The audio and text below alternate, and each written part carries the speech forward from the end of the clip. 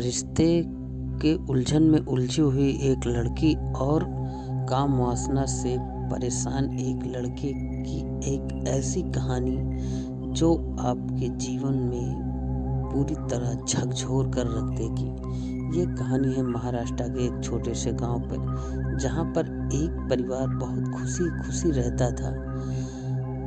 उसकी 2 बच्चियां थीं और उसका बगल में ही मायका था, एक गली छोड़कर। और वो बच्चे और उसकी माँ वहाँ पर डेली खाना खाने जाती थी अपने नानी के घर और वापस आते थे। सुबह का टाइम था, करीब 10 बजे थे और दोनों बच्चे वहाँ पर खाना खा के वापस आ रहे थे। तभी देखते हैं कि उसकी माँ उसके घर में मृत अवस्था में पड़ी हुई है। बच्चे चीखते चिल्लाते हुए भागते जाते हैं और बाद में सभी को पता चल जाता है कि क्या हुआ। किसी को यकीन नहीं हो रहा था कि इतनी घनी आबादी में और इतने तंग गलियों में, जहाँ कि एक दूसरे का घर एक दूसरे से सटा हुआ था, फिर भी वहाँ पर कोई मर्डर करके चले जाता है और किसी को पता भी नहीं चलता है। उस औरत के आदमी को बुलाया, फ़ोन किया जाता है तो वो सोच के दंग रह जाता है कि हमारे घर कुछ ऐसा हो। सभी लोग इसी में उलझन में परेशान थे, किसी को कुछ समझ में नहीं आ रहा था कि क्या हो गया है।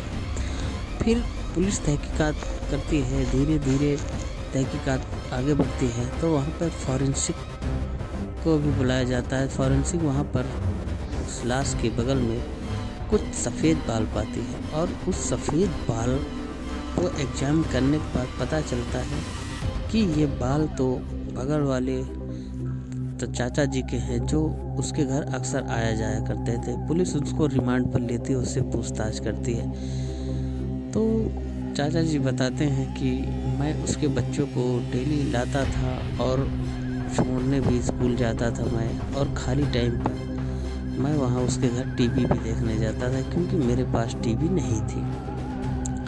फिर बाद में पूछा जाता है कि तुम्हारा फ़ोन डेली करते थे उस लड़के के पास, तो बोलता है कि मैं बच्चों को लाने के लिए, भाड़े के लिए डेली उसके पास फ़ोन करता था। उसके बाद उसके पूरे मोहल्ले में पूछताछ की जाती है। कब सभी ऐसा ही अनुमान लगा रहे थे कि उस चाचा जी ने उसका कत्ल किया था। फिर दूसरा शक उसकी बहन के ऊपर जाता है, क्योंकि उसकी बहन और उससे थोड़ा कम जमती थी। उसकी बहन को रिमांड पर लिया जाता है तो उसकी बहन भी बताती है कि नहीं, हमारा कोई हाथ नहीं इस कत्ल में, वो मेरी बहन है, इसके लिए मैं उसका कत्ल नहीं कर सकती। बहुत पूछताछ करने पे पता चलता है कि वो लड़की अपनी बहन जो मृत हो गई थी उसके बारे में पता चलता है कि ये उसके बॉयफ्रेंड को अपनी माँ से बता दिया था। उसको काफ़ी मार पड़ी थी और वो दूसरे जाति का था, इसके लिए उसकी शादी नहीं हो सकती, या तो ये कारण हो सकता था उसके हत्या का। लेकिन फिर उसको भी बहुत पूछताछ करने के बाद छोड़ दिया जाता है। फिर अगला शक उसके बॉयफ्रेंड पे किया जाता है, बॉयफ्रेंड को भी रिमांड। इसी तरह धीरे धीरे क्रमवार से सभी को वहाँ पर बुलाया जा रहा था और सभी से पूछताछ लगातार चल रही थी। इसी सिलसिले में एक ऐसी चौंकाने वाली बात सामने आ जाती है जिससे इस केस के धीरे धीरे पर्दे एक परतें खुलनी स्टार्ट हो जाती है। फिर पता चलता है कि बगल में एक लड़का रहता है जो इस खबर से बहुत परेशान है कि कोई लड़की के बगल में कोई बाल गिर गया था और उस बाल से डीएनए से पता चल जाएगा। तब जाके वो लड़का क्या करता है, अपना बाल कटा देता है और फिर उसके बाद उसको मुंडवा भी देता है। इसी तरह खबर फैल जाती है। खबरी पुलिस को बताते हैं कि एक लड़का उसके बगल में है जो अचानक बाल मुड़वा दिया। कोई कुछ कारण भी नहीं था, फिर भी बाल मुड़वा दिया। पुलिस उसको रिमांड पर ले लेती है, पूछताछ करती है तो उसके बारे में कुछ ऐसी बातें पता चलती है पुलिस को कि पुलिस भी सोचने पर हैरान हो जाती है। वो एक पूरी तरह से उत्तेजित व्यक्ति था। लड़कियों को देखते ही उसके अंदर की काम वासना पूरी तरह जाग जाती थी और वह बहुत ही बेचैन हो जाता था। उसको लगता था कि हर लड़की उसको चाहने लगती है और वो अपनी काम वासना पूरी करने के लिए हर लड़की को देखता ही रहता था और बहुत ही गंदी गंदी हरकतें उनके साथ करता था। जिस लड़की का मर्डर हुआ था वो उसके बगल में ही गया रहता था। बाद में उस लड़के के माँ बाप से पूछा जाता है क्या कोई ऐसा एंगल था जो कि इसका ये मर्डर कर सकता था।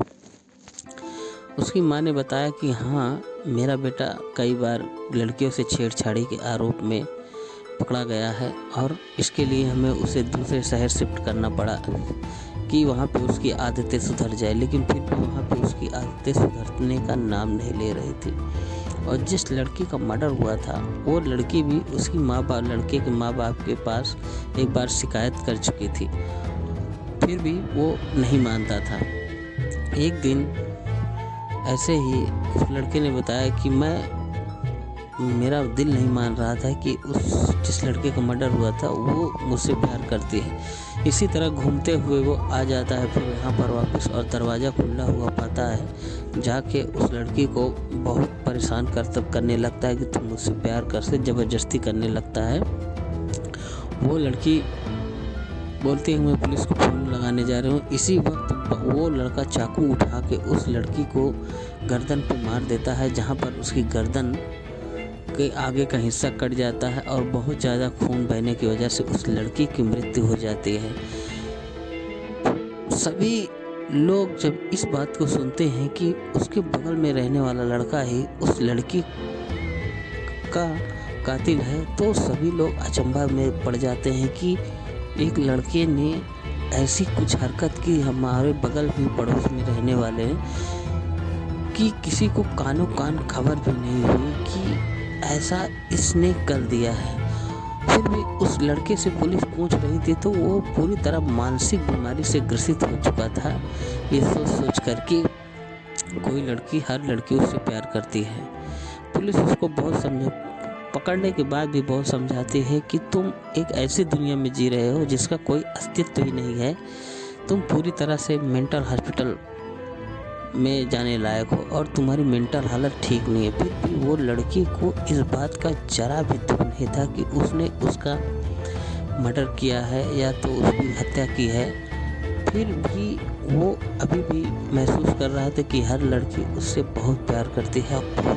दोस्तों, इस तरह अपने समाज में बहुत ही कुंठित बुद्धि के लोग आज भी घूम रहे हैं, जो हर लड़की को देखते ही अपनी जागीर समझते हैं और हर लड़की को गंदी नज़रों से देखते हैं।